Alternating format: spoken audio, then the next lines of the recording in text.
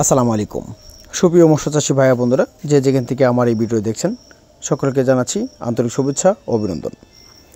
আজকে যে ভিডিওটি আলোচনা করব এটি হলো মনোসেক্স তেলাপিয়া মাছের পোনা।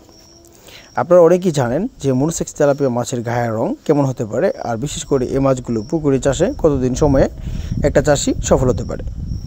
তো এই মাছগুলো পুকুরে চাষে সকল ধরনের তথ্য ও পরামর্শ নিয়ে আলোচনা করব। আশা করি ভিডিওটা সম্পূর্ণ দেখবেন। আপনারা জানেন যে অরিজিনাল হাইব্রিড মনোসেক্স তেলাপিয়া মাছের পোনা যদি হয় সেই ক্ষেত্রে মাছের ফলন ভালো হয়। যদি মাছগুলো পুকুরে চাষের জন্য আপনাদের একটা জিনিস লক্ষ্য রাখতে হবে, ভালো পুকুর কেমন হতে পারে? বন্যামুক্ত। দ্বিতীয় কথা হলো পুকুর আয়তন থাকলে ভালো হয়। আর তৃতীয় কথা হলো পুকুরে পানির গভীরতা যেন 4 থেকে 5 ফিট অথবা তার থেকে বেশিও হলেও মাছগুলো পুকুরে চাষ করা যায়।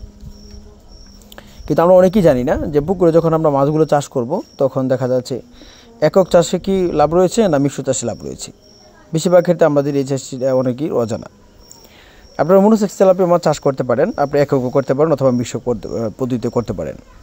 মিশ্রিত পদ্ধতি করতে গেলে দেখা যাচ্ছে কাপজাতীয় মাছের পোনার সাথে যখন করবেন সেক্ষেত্রে দেখা যাচ্ছে আমরা যেটা সাধারণভাবে দেখে থাকি যে হাইব্রিড মনোসেক্স তেলাপিয়া মাছের পোনা অথবা তেলাপিয়া মাছ তারা পর্যাপ্ত পরিমাণ খাবার খেয়ে থাকে। সেক্ষেত্রে দেখা যাচ্ছে একটা মাছ একটু ছোটো হয় আর একটা মাছ ঘাটতিতে একটু বড় হয়। তার কারণ হলো যখন মাছের কাপজাতীয় মাছের সাথে চাষ করবেন তখন পরিবার অনুযায়ী যা আপনার প্রতি শতাংশে 10টা 20টা বা 50 100 150 করে এভাবে চাষ করতে পারেন।